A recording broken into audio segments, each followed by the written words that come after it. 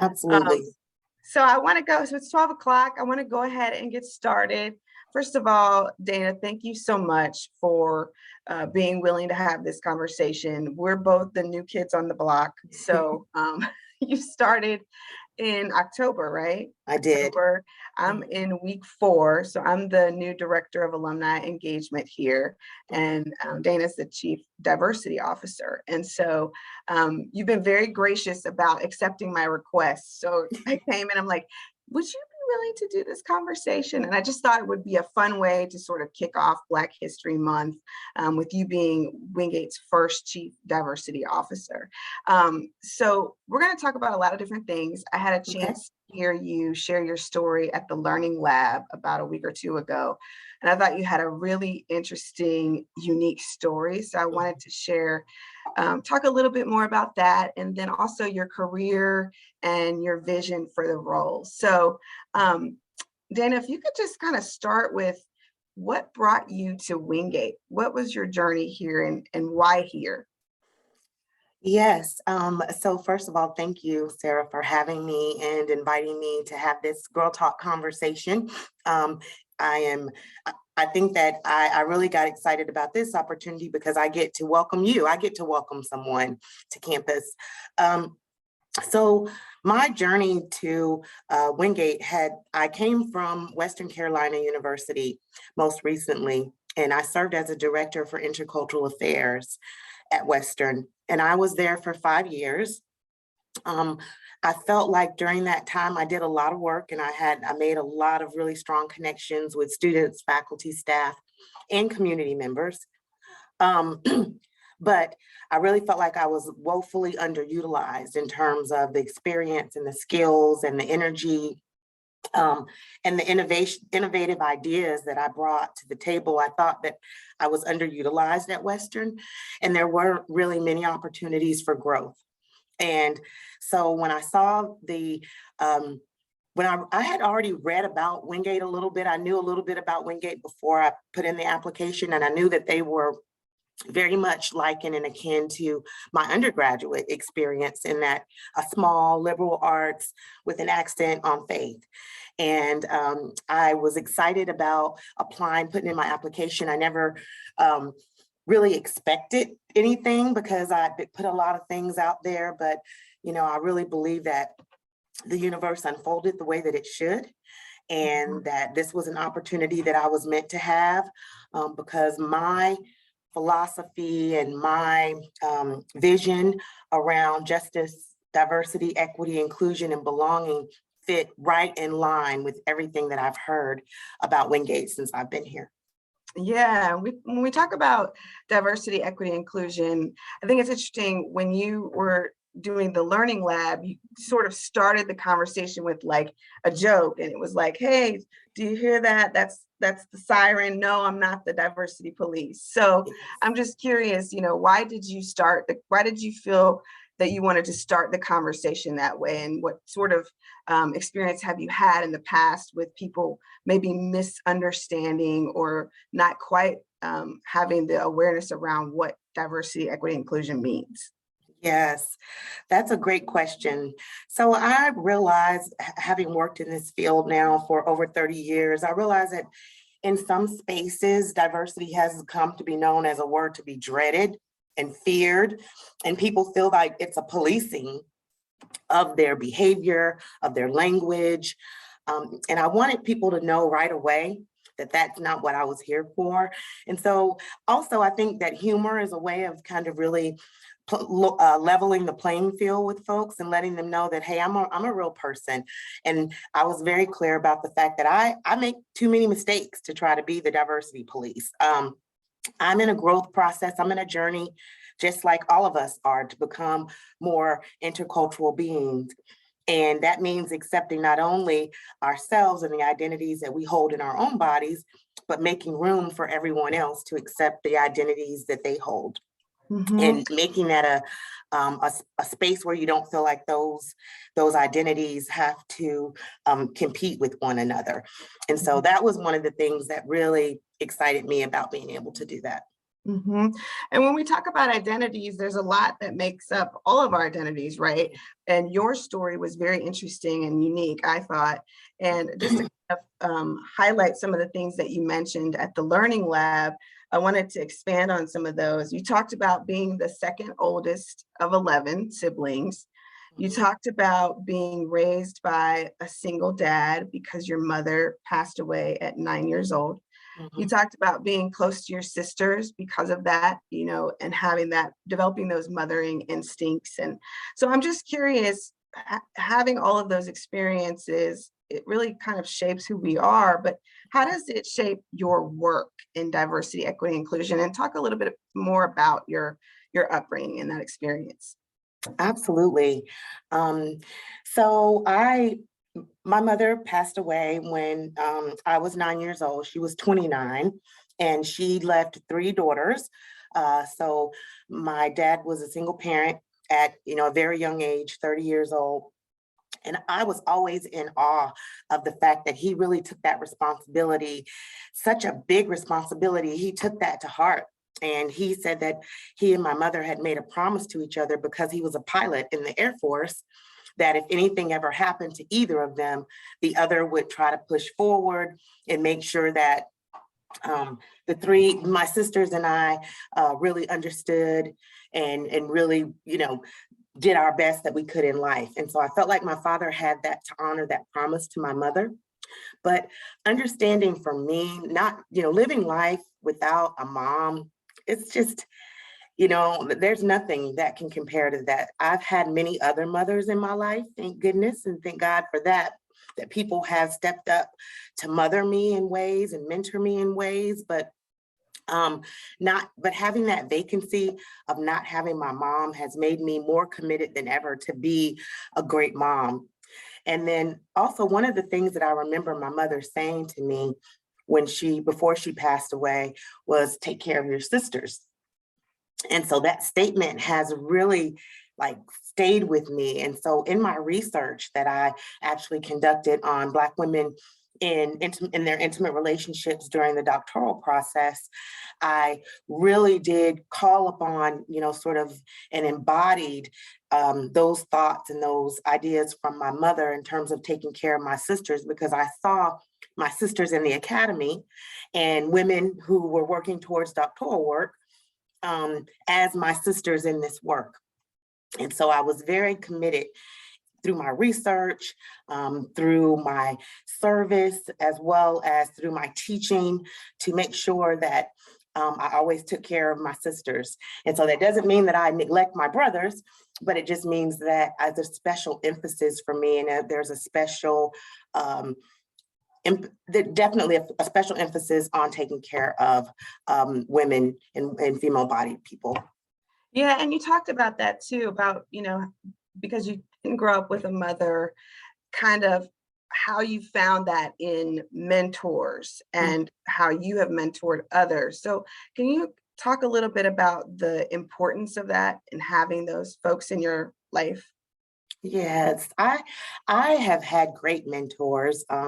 Very fortunately, I've had some um, Dr. Yvonne Sion. Um, I'm trying to think. I can't even start naming. I'll forget if I start naming. But Dr. Ricardo Nazario y Colón is one of my mentors in the field right now.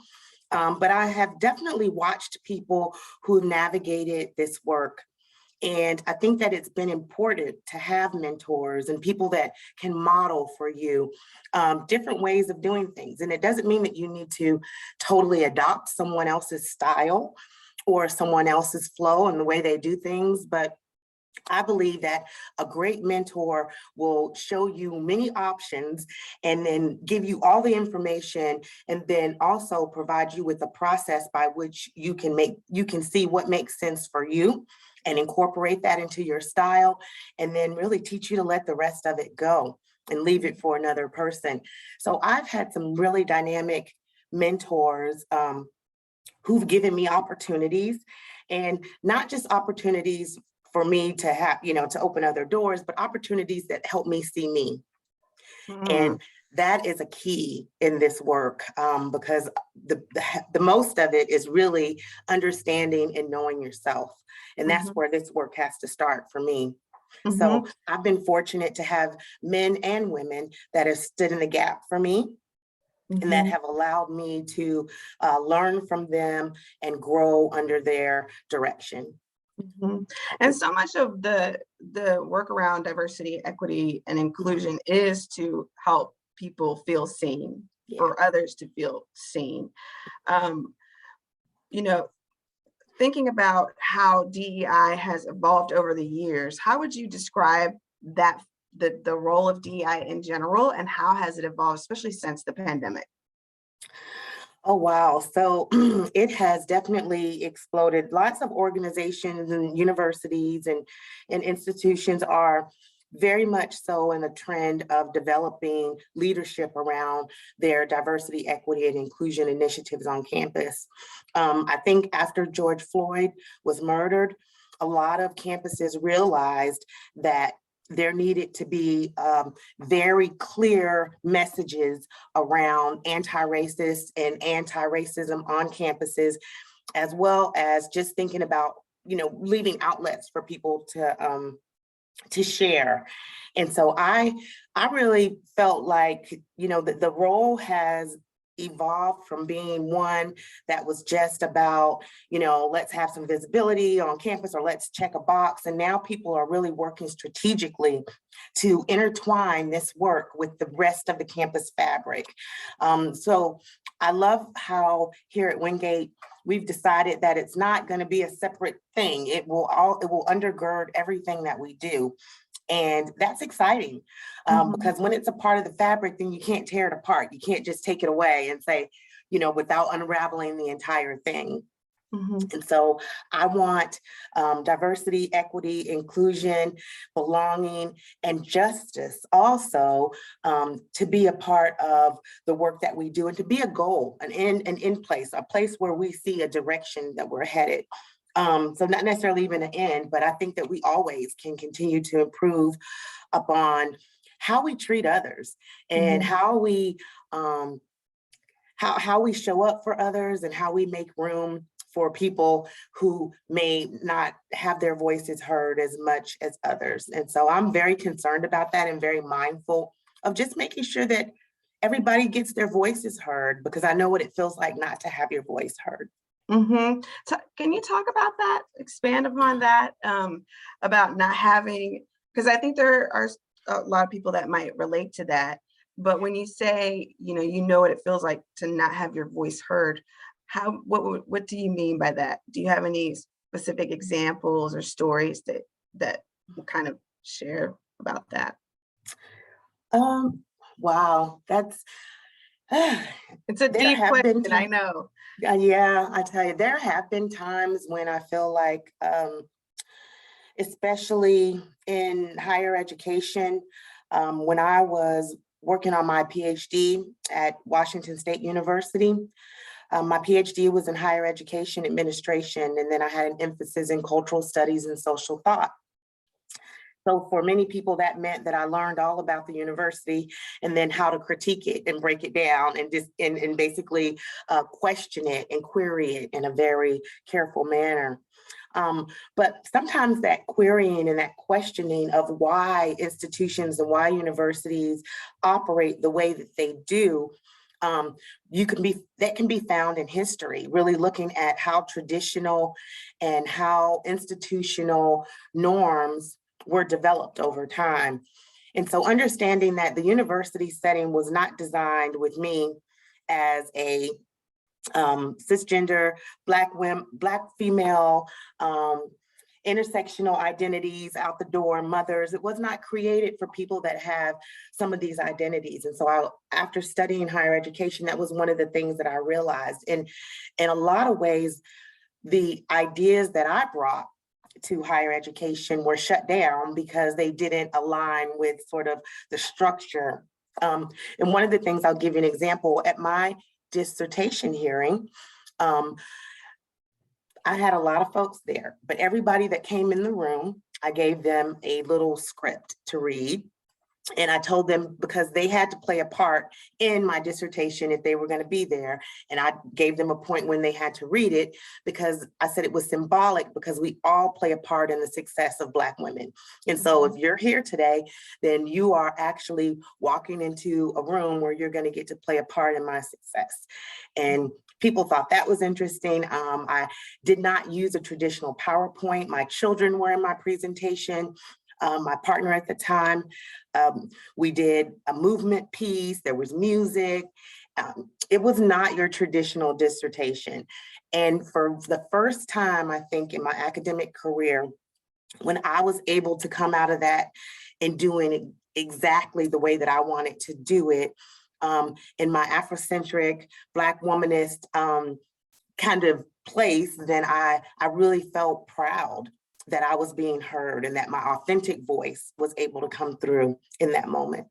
Yeah, which is so important, right? To Oh, yeah. feel like you can be your true authentic self, which is Yes. a big part of your work. I know a lot of your work is rewarding and fulfilling, but can also be challenging, Mhm. especially when you're creating change or when you're on the forefront, or in your case, being a trailblazer, because here at Wingate, there's never been a chief diversity officer. So can you talk about some of the maybe challenges, or I hate to use the word challenges. What are some of the opportunities that you see with creating a new role here at the university? Well, one of the things that I will definitely say is it is very clear to me that the work didn't start. They were not waiting for a chief diversity officer to start doing diversity, inclusion, and belonging work. There are so many faculty and staff and students that I'm already finding out that are invested in this work and have been here for a long time on the ground doing what it takes to hold this community accountable for who we say we want to be. And so,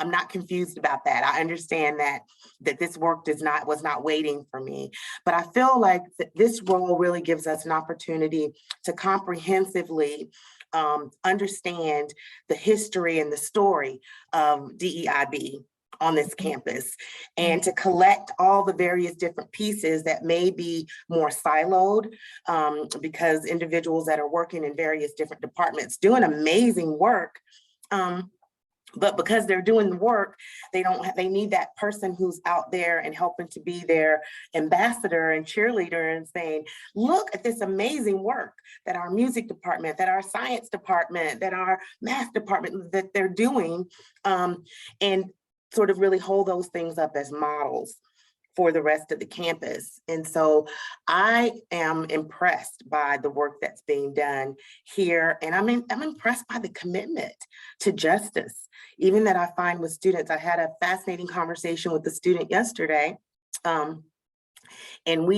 Not yesterday, earlier in the week, and we talked about accessibility and students who are differently abled on campus. And I love that conversation. And that student wanted to help build resources and that will help other students who to navigate a campus where accessibility is not always in the forefront of everyone's mind. So I just thought that was such a refreshing thing to have students that come in, solution-oriented students. They come right to the table with, not only do I see a problem, but I also see some resolution for that problem. And here's what I think we could do. And that's the total attitude that I'm looking forward to. I came here to work. I came here heart and hands willing. So came here to work. And I know that there has been a diversity council that is established. Can you talk about what that looks like and how people can support that, or what the goal is for that council? Yes. So there's actually a DEIB. We've added the B recently. They were just DEI first, but now we've added that B for belonging as a way of sort of I think putting an exclamation mark at the end of that sentence when you think about it, because that's the end, that's the ultimate goal, to have everyone feel like they're valued and they're respected and they need to be there. But there's also a student group that represents diversity, equity, inclusion, and belonging, and that are working in that regard. And they're related to our Student Government Association. So I met with the person who's leading those efforts yesterday. That was yesterday. And fascinating conversation, just a very impassioned student. But the council is in a state of evolution. We recently had some folks, it was already started before I got here again. This was an innovative idea that was already on the table, was already working, already doing great things on campus. And so I inherited this amazing group of individuals who took just a moment. They just welcomed me with open arms and really had an opportunity for us to bond and me to understand what the priorities are for Wingate University. And so that for me has been really, really important. With that group, was about 14, 15 of us on the group. We are recently in the process. We're going to invite some new folks. So we were recruiting a little bit. But this group is made up of individuals who represent all aspects of campus life. So there's faculty and there's staff from across campus, different departments, and from athletics to our academic departments to our student affairs. And they're people who really bring a different perspective to this work and allow us to make sure that we're not missing anything.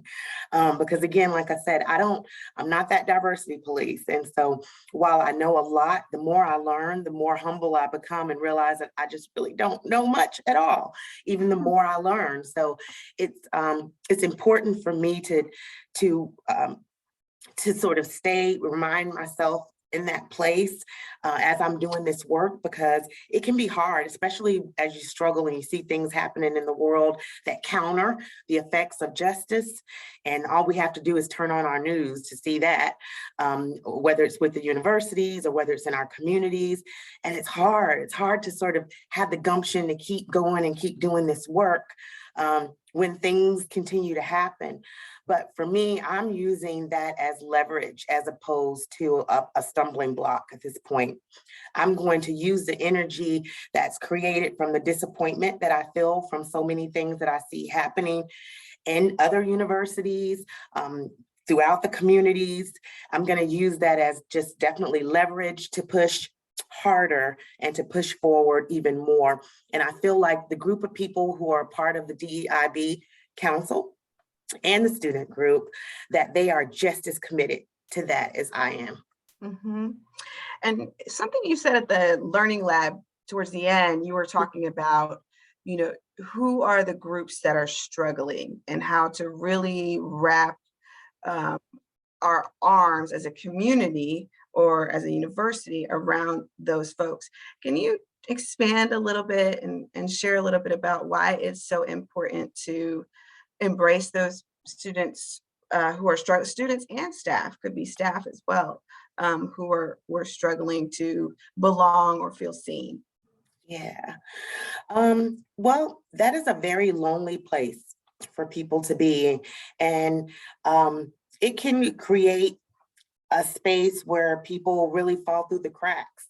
And if you don't feel valued in a community, then chances are you're probably going to go somewhere else.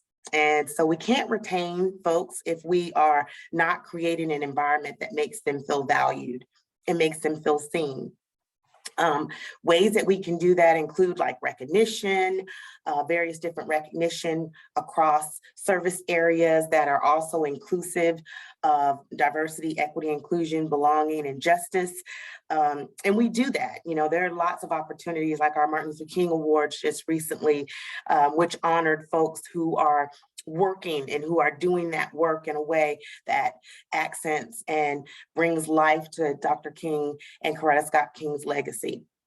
Mm-hmm. So I love that we recognize folks, but we have to do more of that. We have to continue to make room and to ask ourselves, when we're in a room and there's a decision being made, and a group that we're making a decision about, their voice is not represented in that room, then the decision is generally not going to be as solid a decision, and we can't ask individuals to invest in that decision because they were not there to voice how they felt in that moment. So I think being able to be that conscious of the university to say, hey, have we thought about this? Or how can we think more? How can we be more intentional about reaching out to individuals who want to be connected to the university, whether they are inside or whether they're outside of the university right now? They want to be connected. How can we be more intentional about helping them to lean in? And I think a big piece of that is probably going to help with my style too, Sarah, because I was telling you, I don't believe in calling people out. I don't believe in making people feel guilt and shame about identity. I think that our identity is something that, some of those identities and affinities, I mean, we've gathered over time and they change and they evolve over time. But I am one that wants people I want to call you in. I don't want to call you out. So I want you to be a part of the work that we do to become better and to move towards being more intercultural individuals and who have empathy for others, and that we can be a part of what we're doing right here at Wingate.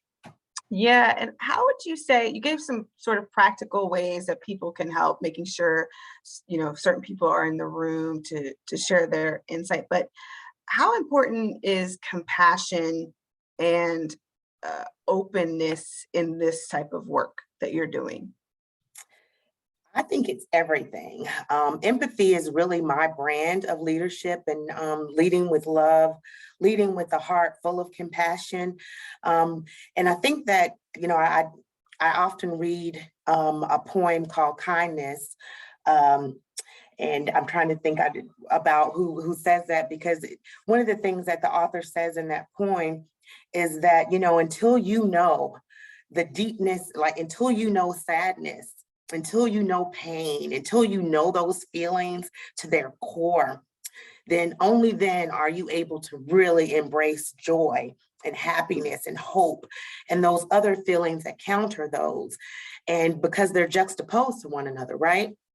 And for you to really, and that's the thing about it, for us to know what sunshine is, we have to experience some rain. And so I think that for individuals who have experienced oppression or discrimination or hurt or pain because of identities or affinities that they hold, whether it's finding that a campus building is not accessible to them, or whether finding that there's no group that supports LGBTQI students, or there's no space for student veterans or athletes or students of color. There's nowhere for Black women, no organizations for Black women to gather and to share intergroup struggles. When you realize that those things are not there, then you start to feel like the environment may not be conducive to your growth and to your development. And part of welcoming folks is preparing for them. I mean, you and I both know you can't invite someone to your home and then just leave everything and not have a place for them to sleep, something for them to eat. You have to act like you thought they were coming. And so that's one of the things that I really want us to continue to do well here at Wingate. And that is to prepare for the community that we expect to be here. And I think that the more we do that, then we won't even have to worry about the idea of people feeling valued when they come here, because we've prepared.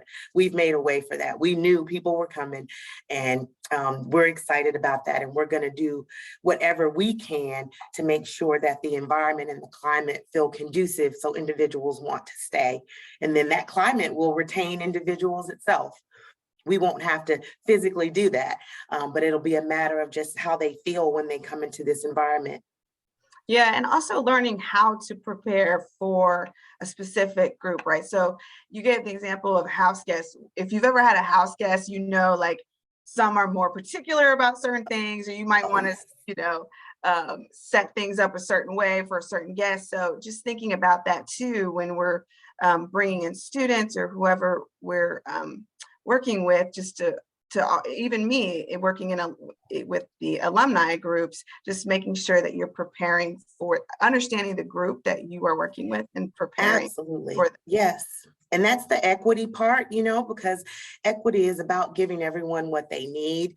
And so like some folks may bring their own pillows when they come over. Some people want to sleep on the floor. Some people want a bed, and other people are like, I don't eat gluten, or, my daughter comes over and I have to make a whole nother vegetarian dish or pescatarian dish for her because she's a pescatarian, and I have some, that are not in my household. And so again, it's about making it conducive for that individual. That means you have to know a lot about, and you have to take the time to find out and invest in an understanding of who's actually coming to your house.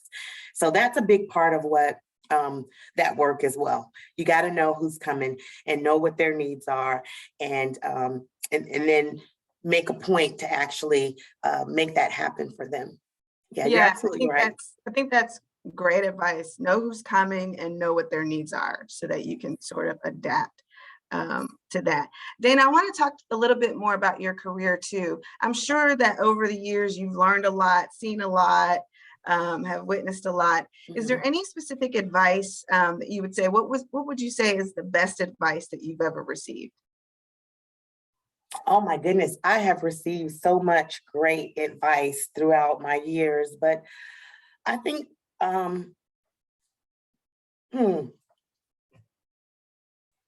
well, I would say basically diversifying your portfolio.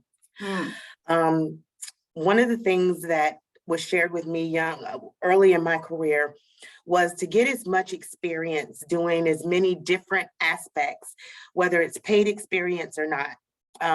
But to find a way to learn a little bit about everything in higher education, so that you don't get sort of put into a space and then just left there.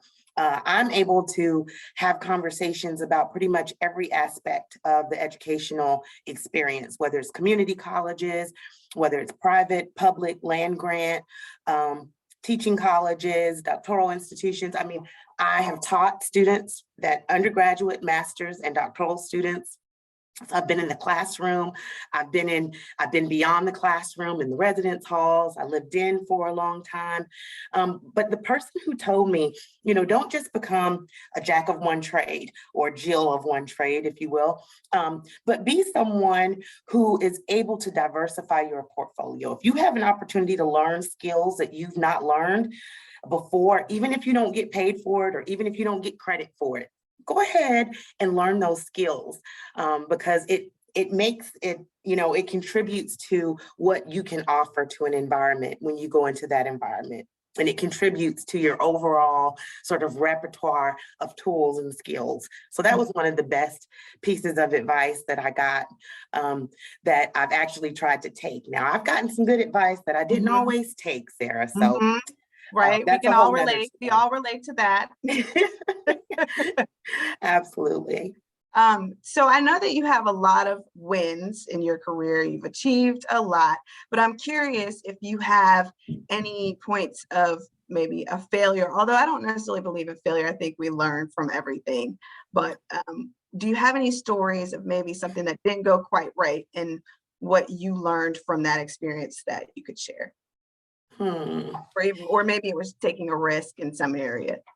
Yeah, well, I will say that, not to say that I have any regrets, but some decisions that I made differently in my career that sort of prolong the time that it took for me to get to this level of my career.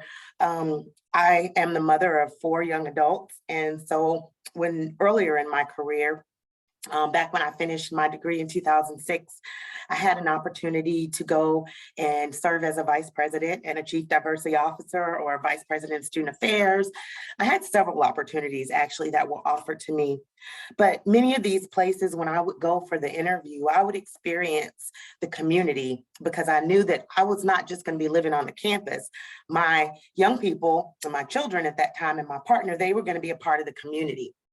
And so there were times that I turned down positions just because the community was not the climate would not embrace a young Black man, 3 young Black women, and I could not sacrifice my children's well-being for my career. And there are places that I can survive because I've learned to navigate different environments that I didn't necessarily want them to have to navigate. But one of the things that I've learned is that they are extremely resilient. They have their own lives to navigate as well too. But I really just wanted to make sure that I was not doing anything to cause more harm or to put them in a situation where they would not be valued and respected, and they wouldn't have a voice, and they would necessarily be, further, risk possible oppression or discrimination. And I know that's everywhere, right? I can't protect my children from all of that. But if I could make a decision not to be in a place where there were clearly obvious signs that individuals were not receptive and they were not open and the climate was not conducive, then I would not take that. So I had an upstate New York job as a vice president that I turned down early in my career, a dean of students position that I turned down early in my career. And so a lot of people look at me and say, oh, wow, 30 years and you're just now becoming a vice president. But I think that God does everything in perfect timing. And this was the perfect position, and God knew it wasn't going to be ready until right now. And we're both ready at the same time. And I'm really excited about being here.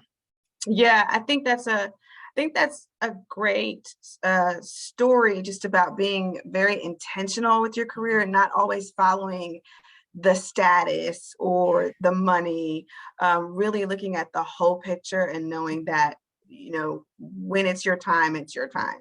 Absolutely. Sounds like it's your time. So the other thing I wanted to ask, and then I'll ask a couple more things, and then I wanted to give the folks in the room a chance to ask questions. But you talked about your children. You have 4 children and their initials, and you have a tattoo. Did you want to share a little bit about that? Yes. So my children, their names are Isaiah is my son. He's 29. And he just got married too, so his wife, his name is Tomo. And my daughter Kayla is 27, and my daughter Destiny is 23 or 24, I'm sorry. She just had a birthday. And my daughter Jacqueline, my youngest, is 22. So together their initials are IKDJ. And when I told them that I was going to get that tattooed on me because it's my strength. And so I made it like a bracelet, like a band. And it really does remind me of not just my children who propelled me into this work, but it reminds me of my mantra. That is, I keep demanding justice. So IKDJ stands for Isaiah, Kayla, Destiny, and Jacqueline, but also it stands for what I feel like is my push and my motivation, that I want justice for everyone. I want us to be able to live in a world that is more just. And so I have to keep demanding it. I have to keep not just asking for it, but demanding justice. Mm-hmm. And that takes on a different connotation. And when I think about that, and I think about the fact that it's literally ingrained in me at this point, because I did get a little tattoo. And so my kids have a sibling tattoo, and theirs says IKDJ as well, but it's very different from mine. And I don't think theirs means what mine does. I think it just is their initials. But right. But it makes a lot of sense because that's really my motto. I keep demanding justice. Mm-hmm. You also talked about being a preacher's kid. So your dad is very active, or in the faith world. So how does faith play a role in your work and how you just show up in the world every day? Oh, wow. Well, there is, first of all glory for everything goes to my creator, and God is the head of my life. So I am a Christian woman showing up in a space where faith is valued. And I understand that there's that is like the original diversity, right? There were the Jews and the Gentiles, and there were the believers and the non-believers. So this is a place where diversity work is really important around faith and making room for individuals to follow their faith journey at their own pace, whether that means, what direction they're going in, and not have any judgment and not have any, discrimination based upon what it is that individuals choose to believe. For me personally, it is wonderful to finally work in an environment that nurtures who I am as an individual, and as an individual who has a faith and that has a faith journey. At a lot of state schools and schools that have other regulatory issues, governmental regulatory issues, it's really hard to express your individuality as a person of faith in those environments, and to even let your faith help leverage you and to use that in your work. But I think for me being here, this is perfect in that I get to be all of who I am, which is a woman of faith, strong faith. And not just because I was a preacher's kid and a preacher's grandkid, and I'm a preacher's niece. And, I have all kinds of pastors and men of the clergy and women of the clergy that are in my family. But I'm not going that direction. I think education is going to be my way of sort of connecting that faith and that, and really just trying to show empathy and trying to show love, because I believe that Christ was the ultimate model of love and compassion and empathy. And I try to emulate those behaviors, even though I know I can never reach that, but I try to really think about, what would Jesus do in this moment if he was faced with the situation that I'm faced with?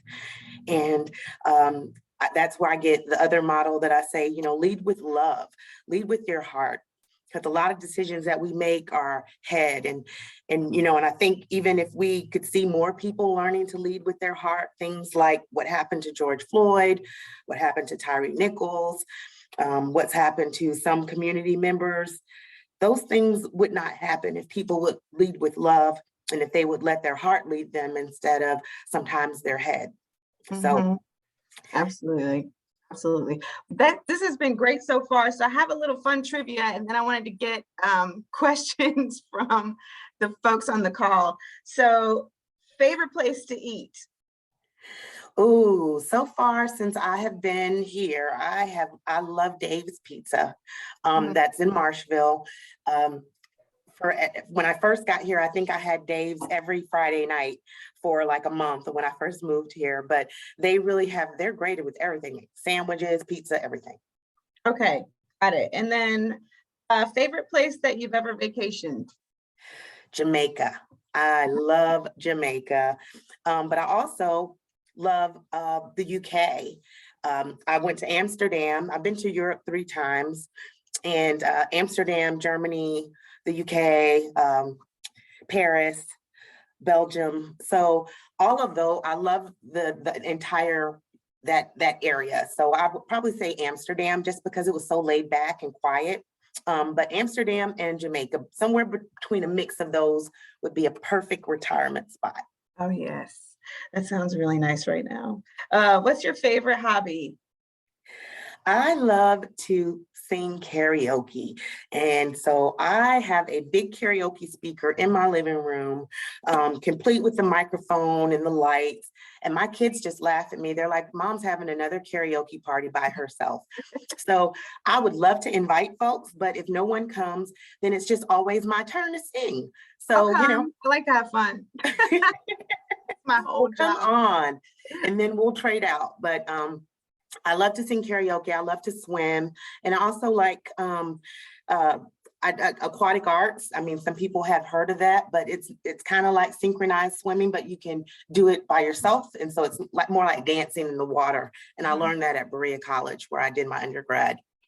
So I love the water, anything water oriented or anything having to do with singing. That doesn't mean I'm actually on the spot and people are expecting me to sing well. Right. So I have a trick question. Who's your favorite person?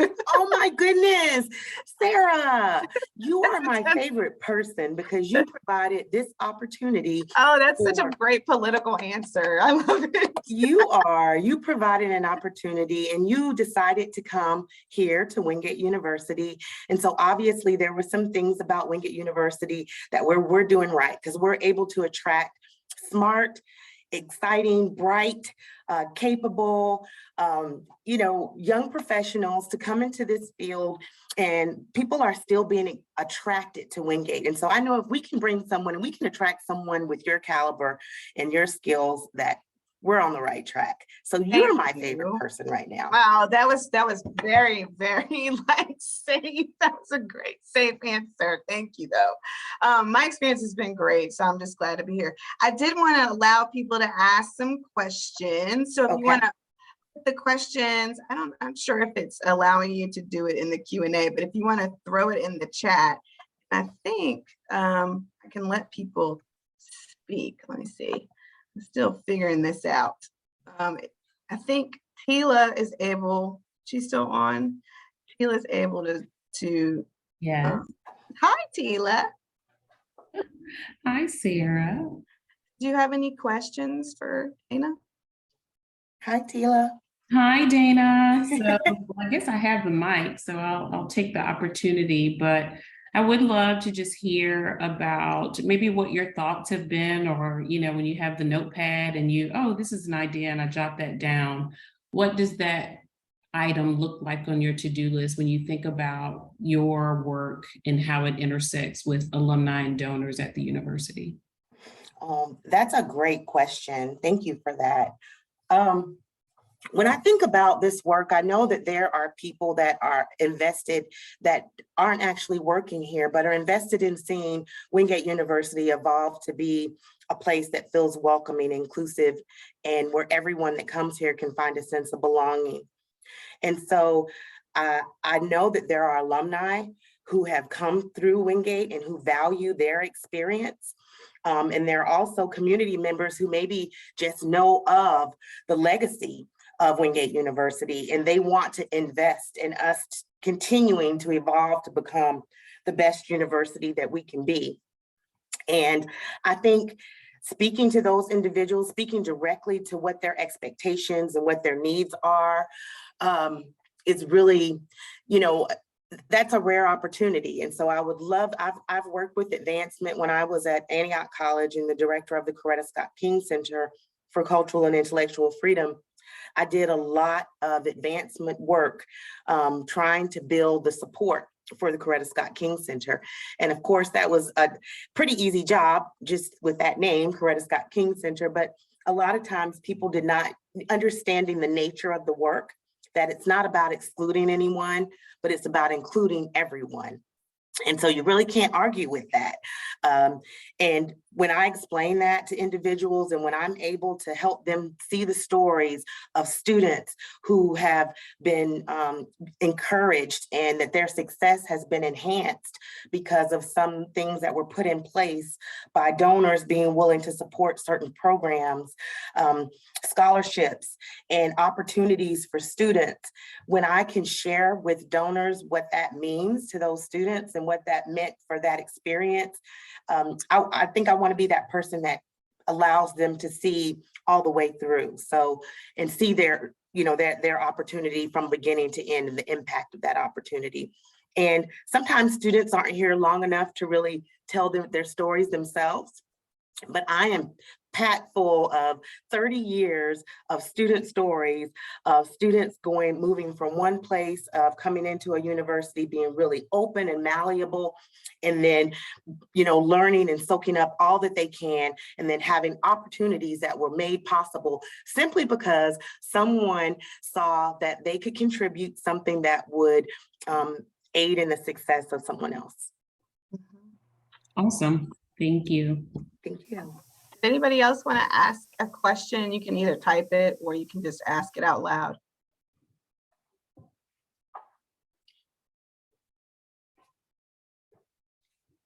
Someone has to have a question. Dana, can you hear me? I can. So you mentioned going to Dave's Pizza. This is no question. This is kind of just off the side. You should try the homemade bread on the sandwiches. Oh, okay. It is the best I haven't ever. done that, but I will definitely do that. It's worth it. It is worth it. Okay, well, that's a tip.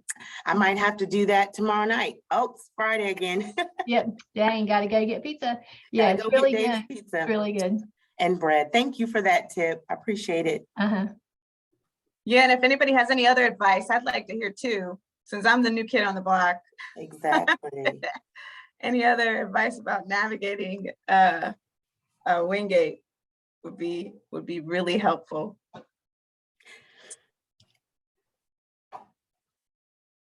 Let's see, anybody else? We talked about this, but how can people support you? We talked about this somewhat, but the people on the call, how can they plug in? What are some very practical things that they can do to help you in your work? Mm-hmm. Well, I would say hold us accountable. We are in the process of creating a plan that will align with the strategic direction of the university. It won't be a separate thing, but it'll undergird everything that we do. And we'll have specific goals and steps that we want to take in order to move some initiatives forward. And so I would love to just have people feel like I'm very approachable. I think I'm approachable. I know I'm approachable, but I want to make sure that people know that they can talk to me. They can share their thoughts. They can give me feedback, and definitely hold us accountable and hold me accountable for doing the things for why I came here in the first place. I said I came here to work, and I know that there are things to be done, and I know there's a lot that's already been done, but trust and respect are not easily earned, and I don't take that for granted, but I know that that's where I'm working towards. I want to be known on this campus as a person who is dedicated and committed to the work, and but also a person who embraces others and who shows a great degree of empathy and support for other individuals. And so pull me in. If you see an opportunity for me to be supportive, be influential, and whether it's in the classroom, outside of the classroom, in the boardroom, or even in the lunchroom, pull me in so that I can be a part of those conversations that are happening where we can work together to make a difference. So Dale Louder asked a question, and his question was, as an alum, how can I help to enhance what Wingate is trying to do in terms of DIB? So I know that right now we are in the process of looking at, trying to have alum come back and serve as speakers and moderators for various different panels and lyceums. I know that individuals coming back for homecoming, just encouraging students or interacting with student organizations or groups, or sharing the organizations and groups that you were a part of as an alum when you were here, checking in on those groups of students. Because if you remember, when you were here and you were developing your leadership skills, there are students here right now, boots on the ground, that are trying to develop those leadership skills. And to know about your success at this point in their lives could be a lot of encouragement for someone who's wondering, is it really worth it for me to take on leadership in this organization, pursuing my degree, and then some of the other things? But to hear from an alumni that's successful, that's always encouraging. And so I think coming back during homecoming to campus, and making yourself, keeping up to date with what's happening on campus, the changes, some of the things that are happening, and then being willing to be an ambassador for Wingate. Letting folks know that we're not perfect, but we are certainly trying, and we are learning from our mistakes, and we're moving forward. So I think that kind of energy and sharing the story that Wingate is who they are with others as an alumni, and then your own success just speaks volumes as far as spreading that reputation for who Wingate University, who we really are. Awesome. Kia had her hand raised. Kia, did you have a question? You still there? Yeah. Hear me? Yep, there you are. Hi, Dr. Patterson. How are you doing? I'm well. How are you? It's good to see you again. It's wonderful to see you, even though I can't see you, but I can hear you. So when you had the in-person learning lab, I had asked you a question about being a visionary. And you said that is what I am. And you also spoke on the premise of doing extra work beyond the means of what's called for you to do. And it kind of reflects on your service kind of approach or perspective when you talk about being a woman of faith. So how do you continue the charge of going outside the bounds in order to make this university continue its legacy, but also be resilient in the face of adversity? Oh, wow. That's a good one. That is, what a beautifully crafted question. Certainly, I think that for me, coming here, I had to fall in love with what Wingate stands for. And when you love something, then, you know, you are able to question and to correct and to support, and your relationship with that entity is different than when you don't have any love for it, you know? So I think coming here, I really, you know, the idea of, you know, faith, service, knowledge, and service, for me, they were exactly parallel with who I am. And so to be a visionary within the constructs of, you know, faith, knowledge, and service, to me, like, that's a dream.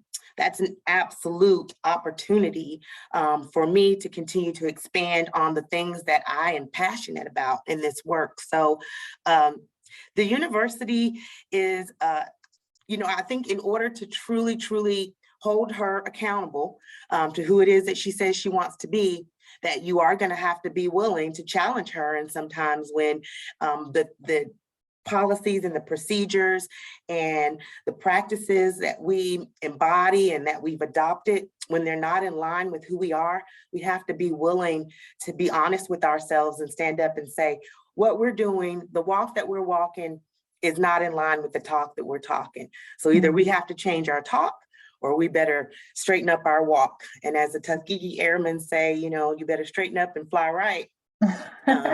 So absolutely, I think, you know, when you love something and you have a relationship, then you're in a position where you can definitely hold her accountable. Thank you. That was beautiful. Thank you so much. Yeah. Thank you. And also, Dana, when people are speaking up and kind of sharing maybe that something isn't right or something feels off, for other folks in the room to stay open to that. Yes. Right. So always stay open. Even, you know, disagreements are normal. It's a part of growth and change. But I think with compassion and understanding, we'll get a lot further. Yeah, and emotional maturity too. That. I mean, and that's what we try to teach our students, that ability to, you know, to resolve conflict sometimes with this will not be resolved, but being willing to, that in any situation, you can embody civility, you can embody humanity, and also empathy. In any situation, whether you agree or not, you can always treat people as a fellow human being. And in many cases, that's just really all it takes. You don't have to necessarily agree, but respect goes a long way. And treating people like individuals, and you know, there's no comparison to that. Mm-hmm. Wonderful. Did anybody have any last question before we wrap up? No last question. Yeah, well, I've enjoyed this, Sarah. This has been really very nice. It's been great, and it was a test run for me as well, with you know, kind of figuring out how we're gonna do it and make it all happen. So I'm glad that we were able to have the conversation, and we had the folks join who came out. Let's see who's on here. And I'll be at a basketball game coming up pretty soon as well, too, right. Alumni. So I know I'll get an opportunity to meet some of the folks maybe that were on the call today in person. I'll definitely be at that game and ready to mingle with some of our wonderful alumni. I love hearing the stories of what people are doing now. So hopefully when people come back, they'll share with me what they're doing now. And I can use that again to help students to imagine their future and help paint a picture with words based on some of the stories that I hear from alumni. So thank you. Yes, thank you. And so the social it's in partnership with Wingate Wingate Black Alumni Association's February 18th. And yes. So I put that in the chat, but thank you, Kia, Akira, Cindy, Kristen, Natalie, Samantha, Tammy, Tila, Wendy, Dale, and Amy for all joining us. It was a lot of fun, and we'll see when we do the next one. All right. Thank you. All right, Bye, thank you, everyone. everybody. Bye-bye. Bye-bye.